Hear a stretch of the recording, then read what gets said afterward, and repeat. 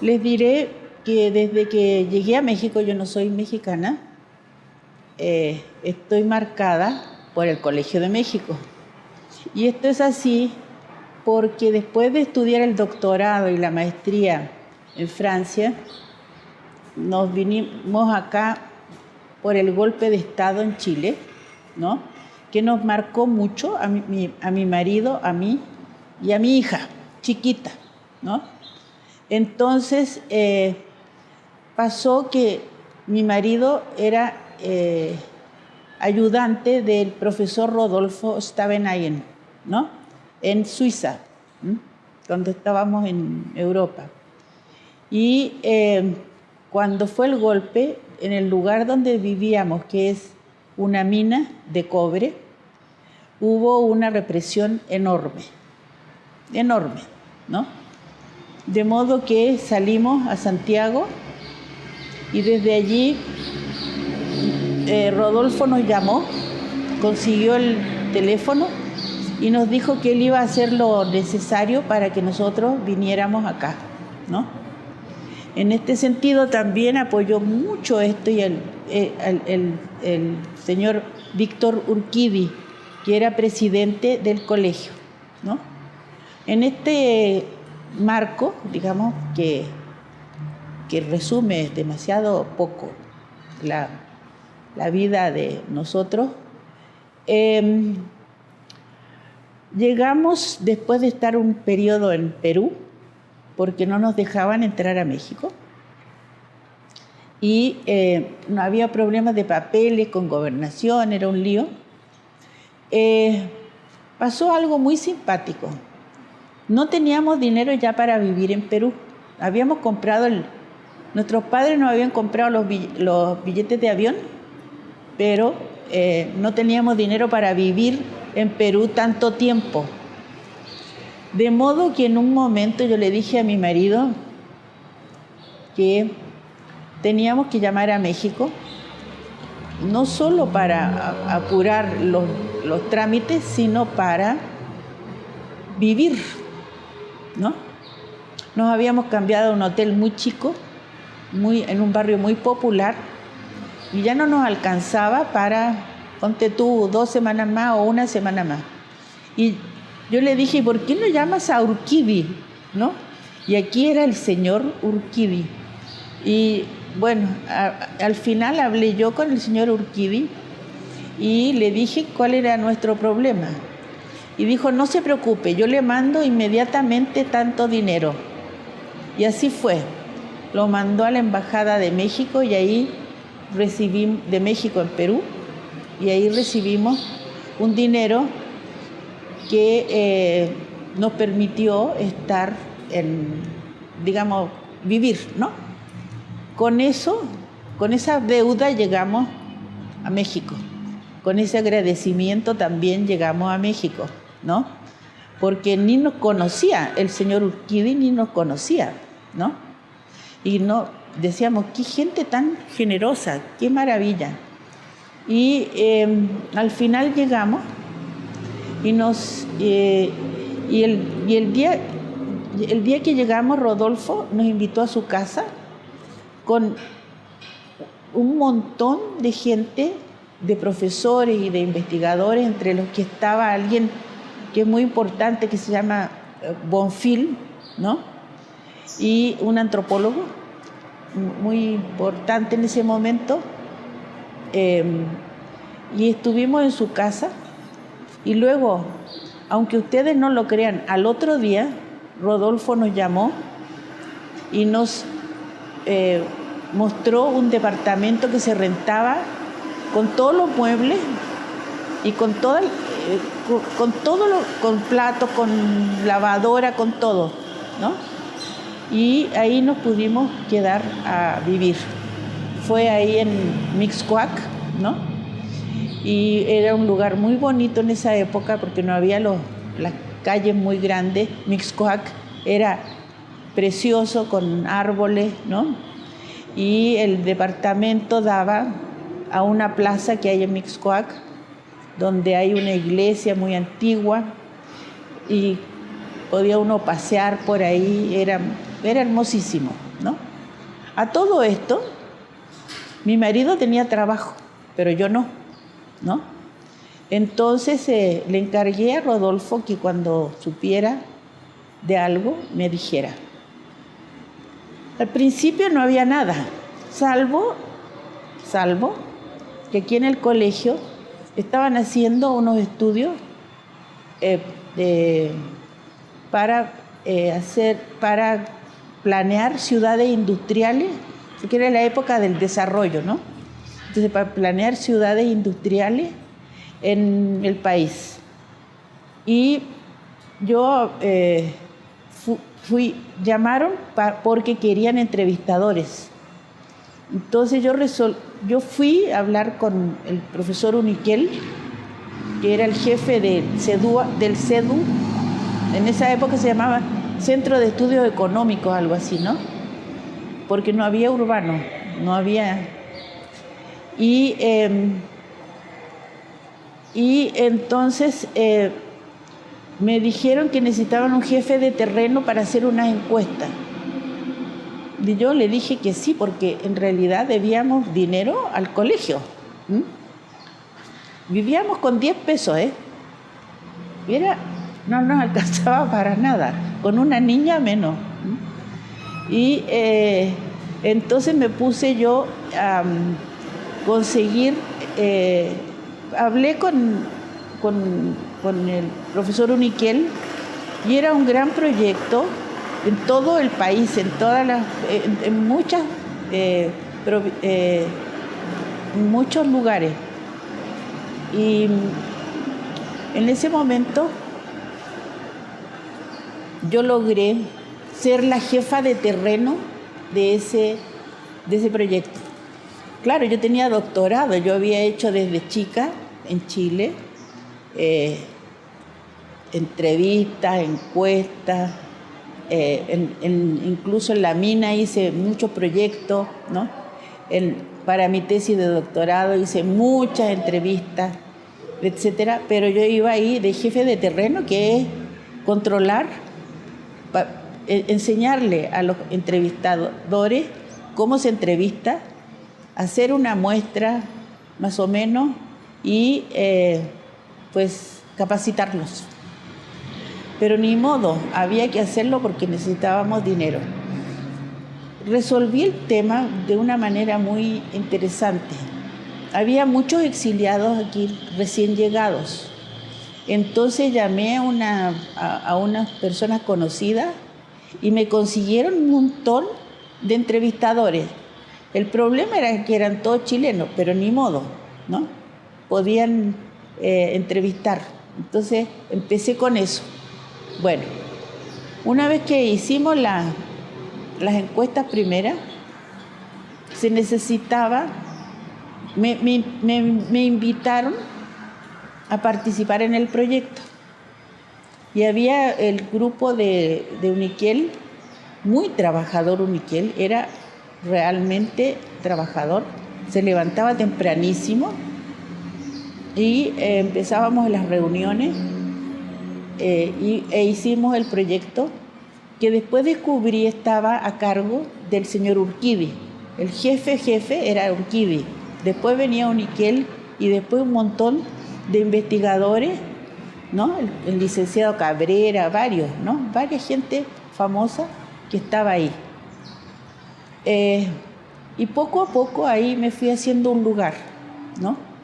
Entonces nos fuimos a hacer entrevistas en Hidalgo, en Querétaro, en distintos lugares donde se había planeado hacer estas ciudades industriales, que eran una infraestructura para que los empresarios privados pusieran ahí sus fábricas, ¿no?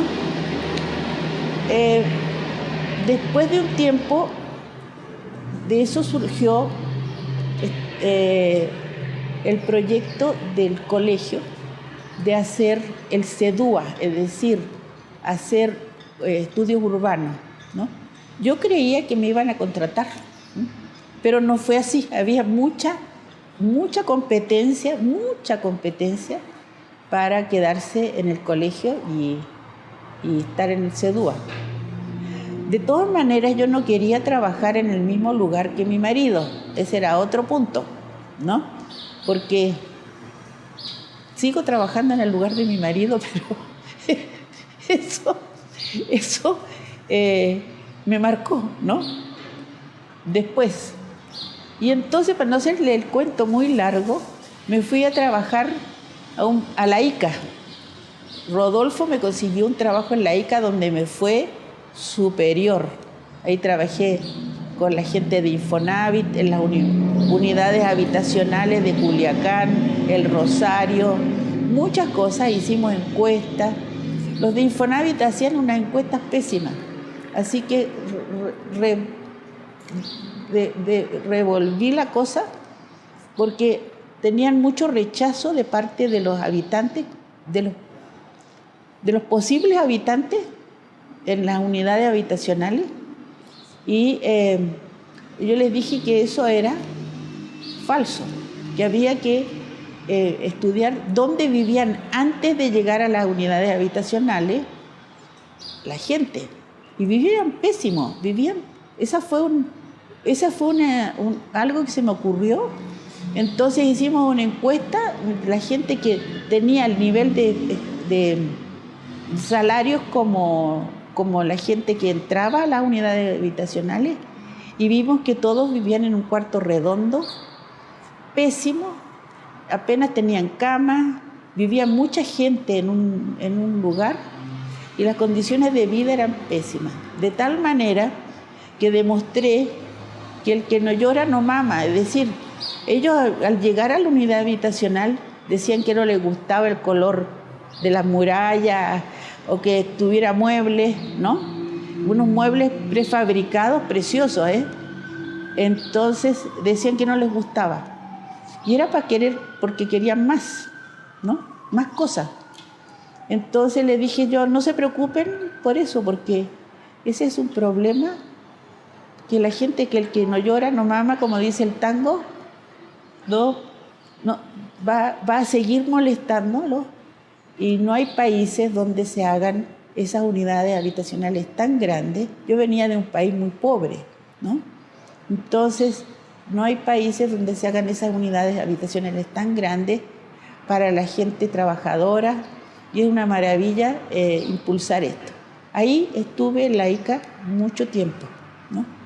Y no solamente hicimos las unidades habitacionales, sino que también las adaptamos a las necesidades de la población, porque habían hecho en Iztacalco, creo que hicieron lagos en la unidad. Entonces les decía, disque para la ecología. Entonces les dije, la ecología la tienen que pagar los ricos, no los pobres, ¿no? Bueno, y ya no siguieron haciendo lagos en todas las unidades habitacionales, ¿no? Hicieron en esa nomás, porque ya lo habían hecho. Fue un desastre eso, porque se llenó de mugre después, el agua del lago no se renovaba, tiraban la basura ahí, bueno, los niños se bañaban, era desastroso. Entonces planifiqué unas unidades habitacionales donde hubiera tortillería, lugares para tener a los niños, kindergarten, todas esas cosas, para que la gente estuviera contenta, ¿no? Tuviera sus necesidades satisfechas.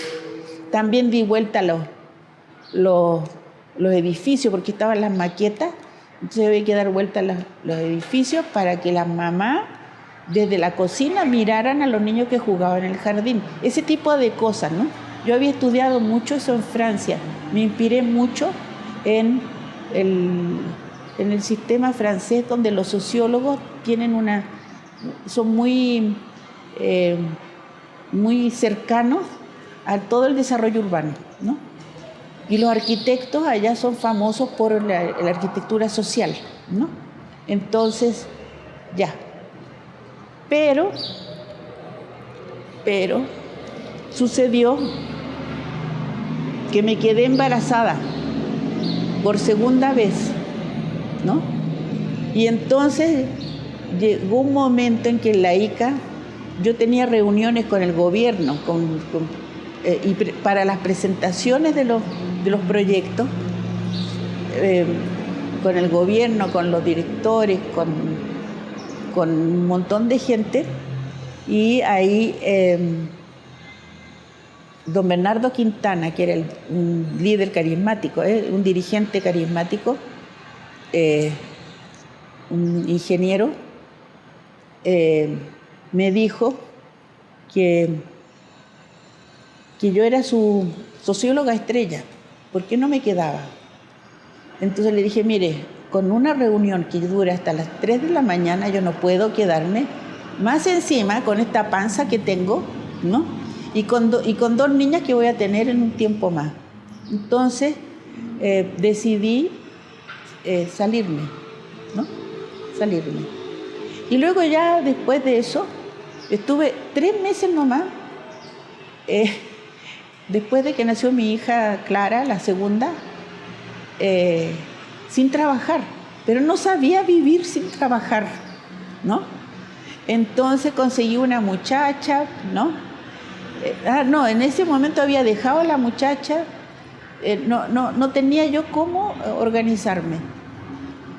Y sucede que encontré otro trabajo. Me fui de la ICA y busqué un trabajo. Y la verdad es que en esa época, ya fueron los años, creo que fines de los 70, empezó la crisis, ¿no? Empezó la crisis y de inflación, bueno, muchas cosas, y me fui a otro trabajo, ¿no? Al Centro de Estudios del Tercer Mundo, CESTEM, y ahí trabajé también muchos años, pero como socióloga del campo rural, porque en esa época había todo el proyecto de Echeverría de hacer, de desarrollar el campo.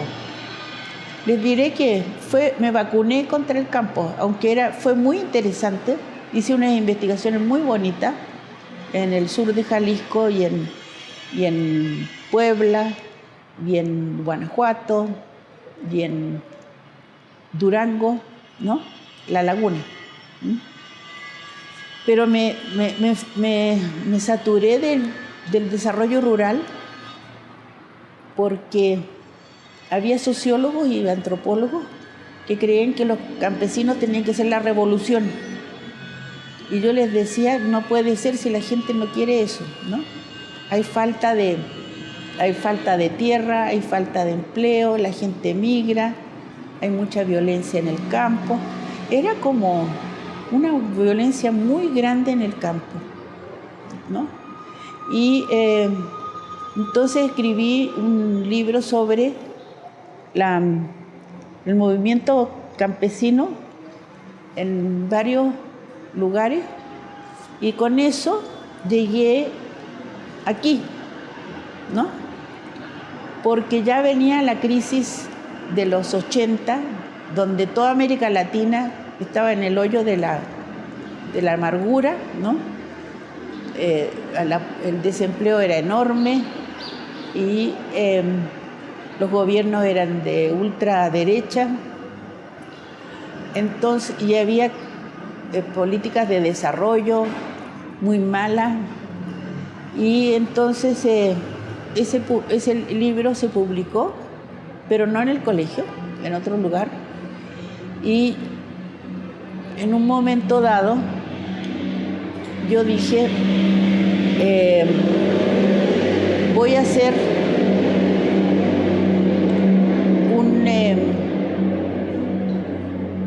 un cambio, pero no había trabajo para nosotros.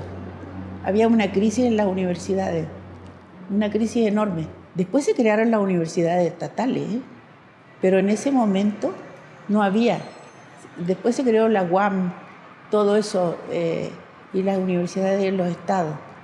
Pero no había lugar donde trabajar para los profesores. Y entonces yo dije, espero pero sucede que yo estaba acostumbrada a trabajar y a tener mi dinero y a contribuir a la casa en igualdad de condiciones. Me casé muy joven, entonces hacíamos las cosas en la casa, la pareja, el que llegaba primero cocinaba, ese tipo de cosas, ¿no? Y sucede que en ese momento le dije yo a los amigos de mi marido que yo me iba a Chile porque allá por lo menos tenía donde trabajar, ¿no? Con mi papá, ¿no? Mi papá fue empresario, entonces algo me podía dar de trabajo y yo no podíamos estar en la crisis con ese problema. Te diré que era cosa tremenda, había que sumar el dinero, si o andaba uno en auto o compraba jamón, queso, ese tipo de cosas. Hubo que ir a hacer racionalizar el consumo en forma extrema. Y entonces Claudio Stern, que estaba de director del centro, y otros colegas inventaron un proyecto con CONACYT y me metieron a mí, me dijeron si yo quería hacerlo y bueno, yo le dije que sí, ¿no? Y ahí es cuando entro yo al Colegio de México por los 85 creo que entré, ¿no? Y entonces entramos con 3 proyectos distintos y querían que yo trabajara sobre los pobres, porque la pobreza arrasaba. Yo le dije, no, yo con los pobres no puedo, porque México es un gran productor de investigación sobre los pobres. Entonces me tengo que inventar, leer toda la bibliografía para aprender, contribuir con algo.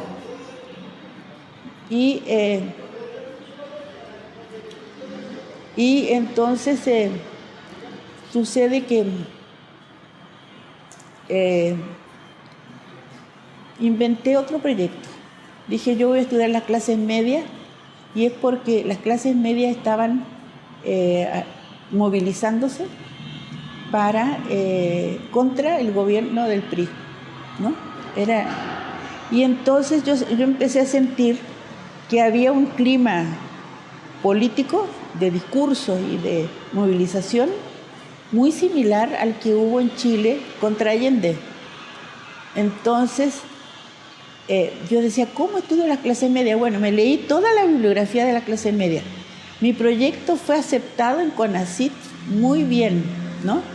Y luego de eso me tuve que echar toda la bibliografía sobre clases medias que había en México, pero era menos que la de los pobres, ¿no? Y la clase media estaba creciendo. Entonces hice un proyecto. Al principio quería estudiar qué el sector público, qué el sector privado. Después dije, no, voy a estudiar una comunidad urbana donde hay sector público y privado. Después descubrí eso, que no tenía sentido, ¿no? Hay profesionales y trabajadores no manuales, ¿no? Comerciantes, etcétera, y elegí Ciudad Satélite. Y ese fue mi contribución a ¿cómo se llama? A la participación política y a los problemas de la oposición y de los conflictos políticos que hubo en México en estos años y que derivó después pues en el pluralismo partidario, ¿no? Entonces yo estudié ahí, me di cuenta que las mujeres eran muy importantes.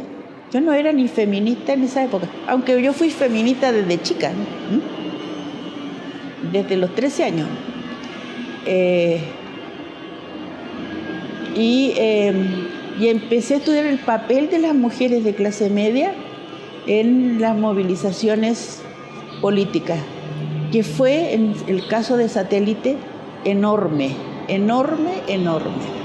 Entonces ahí esa encuesta, aquí nadie quería saber de método, porque yo había estudiado en Francia con Turenne, Alain Touraine y François Dubé, y había participado en investigaciones allá con un método de la intervención sociológica que era un método nuevo. Entonces yo me fui a Satélite e hice prácticamente una intervención sociológica con distintos grupos, desde la iglesia, las mujeres, los niños incluso, ¿no? Y los padres de familia. Salió un libro, un artículo y varias cosas preciosas. Después de eso, me di cuenta que yo sabía, hice una encuesta y entrevistas, mezclé métodos.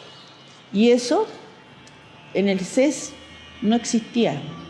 Eran todos estadísticos, pura estadística, correlaciones. Yo sabía estadística porque en Chile uno aprende eso, ¿no? Pero se pierde el sentido de la acción, se pierde el papel de las relaciones sociales en la gente, etc. Así que hice un estudio muy lindo, ¿no? Muy lindo sobre la movilización de Satélite como comunidad, y también saqué otro libro sobre la participación de las mujeres, cómo se organizaban las mujeres para incidir en la política. Eran tremendas esas señoras, tenían tiempo, tenían recursos, y entonces si había un problema, ellas iban y tomaban el periférico y no dejaban pasar a nadie, o explotaban unas fábricas en esa época, bueno, ahora también, ¿no? Por ahí, por Ecatepec, ¿no? Y alegaban y iban a hablar con las autoridades del Estado de México e incluso de la Federación, ¿no?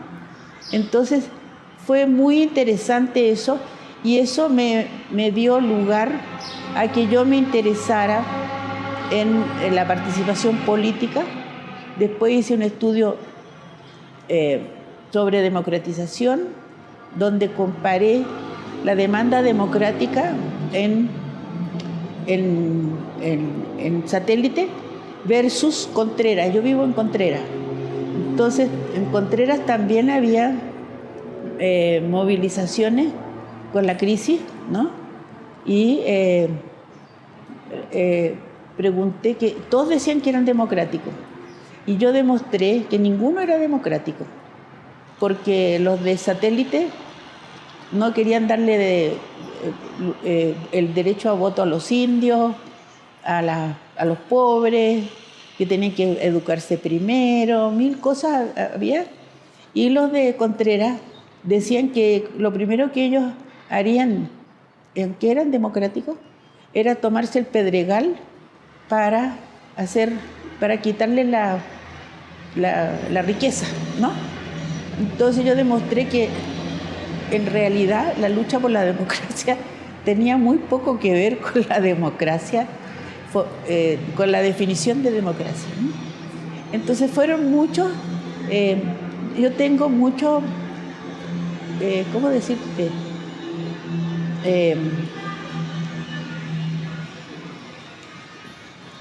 Creatividad, ¿no? Y fui una de las primeras personas que empezó a mezclar métodos cualitativos y cuantitativos, ¿no? En el CES se reían de mí, ¿no? Por suerte estaba Rodolfo, que es antropólogo, y me defendía, ¿no? Pero eso me dio una fama internacional. El caso de Satélite y todos esos temas, yo iba a congresos, a todas partes, y les voy a decir que yo nunca pensé en viajar. pero viajé por muchas partes, ¿no? En Europa, en Asia, en Rusia, en Estados Unidos, mucho. Porque luego me dediqué, con ese estudio de los campos de acción de las mujeres,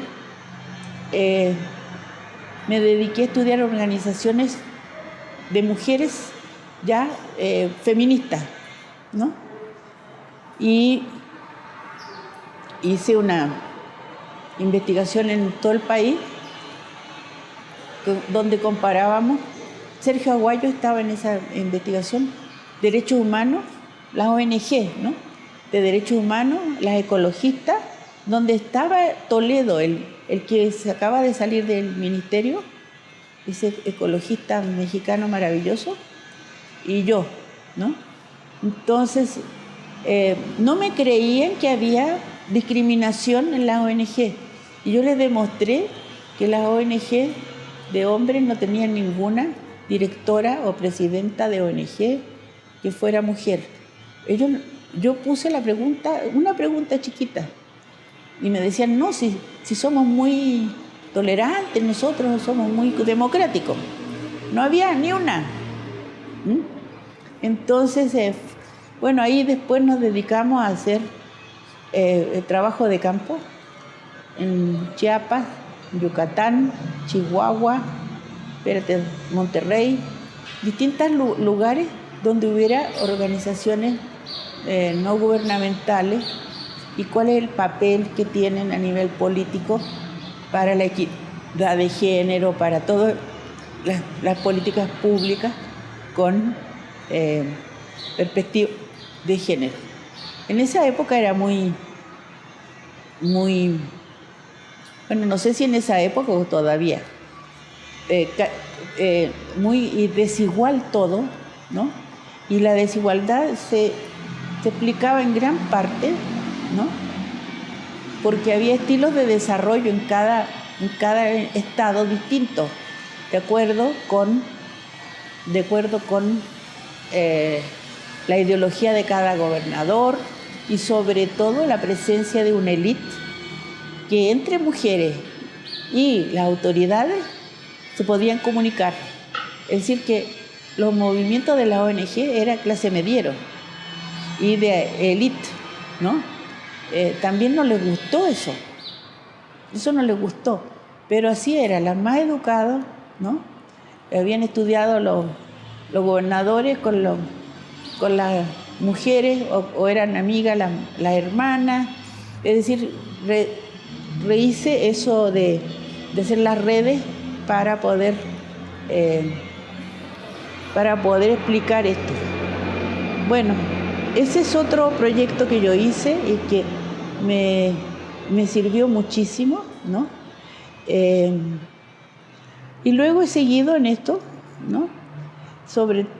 Y también, bueno, paralelamente a todo esto, yo empecé a hacer clase en el PIEM, el Programa Interdisciplinario de Estudios de la Mujer, que se creó aquí en el colegio, gracias al apoyo de don Víctor Urquidi, que estaba muy a favor desde el principio, por ejemplo, de la salud reproductiva de las mujeres, del aborto. Él estuvo a favor del aborto, formó un grupo en gobernación donde todas las religiones, todos los sacerdotes, la gente que era de la religión judía, evangélicos, todos discutieron el tema del aborto, ¿no? Eso. Y yo hice clases en el PIEM al principio.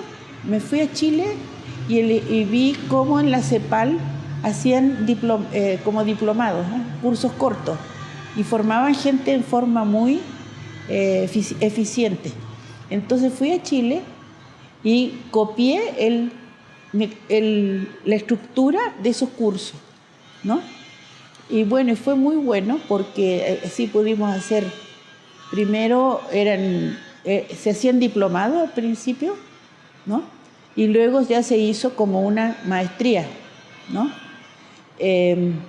con reconocimiento, ¿no? En eso contribuyó mucha gente, ¿no? De aquí del colegio, y hasta que el PIEM se transforma en PIEG, ¿no? Pero formamos mucha gente que son ahora fueron profesoras de mi edad, que fueron profesoras de la UAM, de la UNAM, de todas partes, y traíamos conferencistas de primer nivel, ¿no? A mí me tocó en esa época mucho trabajo. Ahí estaba la Orlandina de Oliveira, la Brígida García, toda esa gente que éramos profesoras de esos cursos, ¿no? Eran seminarios maravillosos, ¿no? Después inventamos la escuela de verano, que venían, entonces, que no nos costó nada porque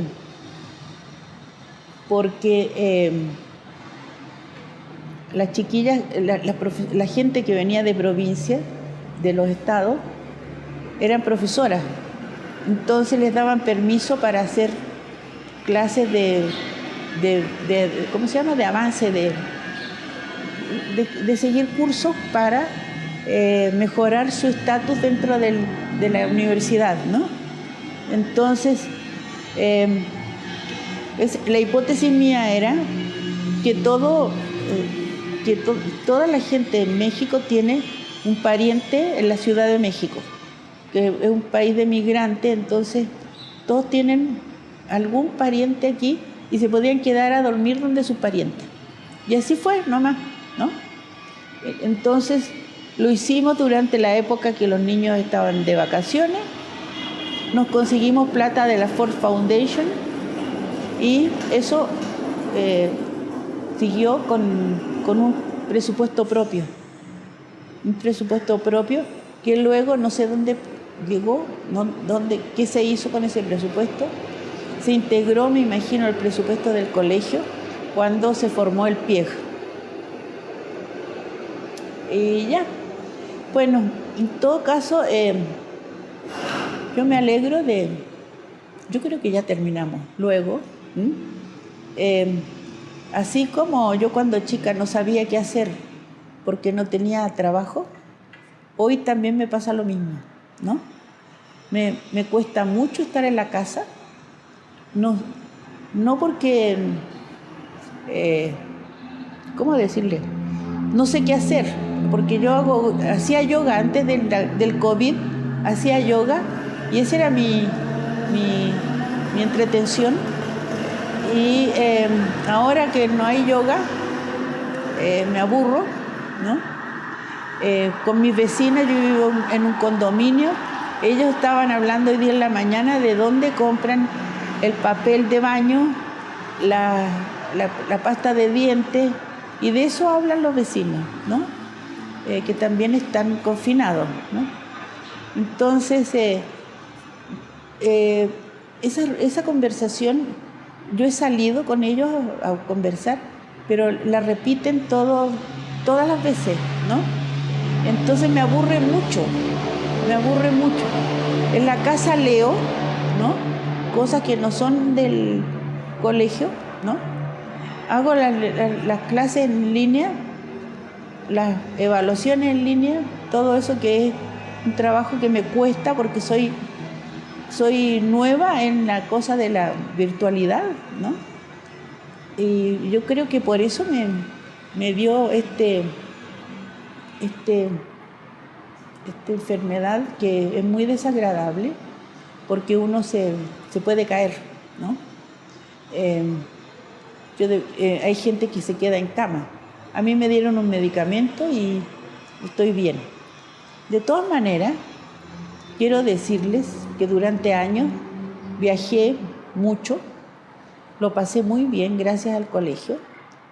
Inventé un libro que se llama Métodos Observar, Escuchar y Comprender, que es métodos cualitativos en la investigación social, que tuvo mucho éxito, que ya se agotaron todas las ediciones, creo que Flaxo tiene alguna, y para mí fue eso un trabajo muy bonito también, y en parte soy conocida por eso, por ese libro en todo el país, ¿no? Porque me pedían los libros y porque yo cuando iba a hacer una conferencia llevaba libros y los vendía. Mi marido me decía, ¿cómo vendes tus libros? Yo le dije, mi abuelo era comerciante y vendía cosas, ¿no? Mi padre era empresario y también vendía cosas. A mí no tiene por qué darme vergüenza que lo que yo hago lo vendo, ¿no? Entonces, lo vendo a los que quieren, a los que me escuchan, ¿no? Y eso fue algo muy bonito. Bueno, y todos esos libros me permitieron ir a Chile, hacer conferencias y poner en práctica una de las frases que más me persiguieron en mi juventud o en mi madurez como investigadora, que es: las niñas buenas van al cielo, las otras a todas partes.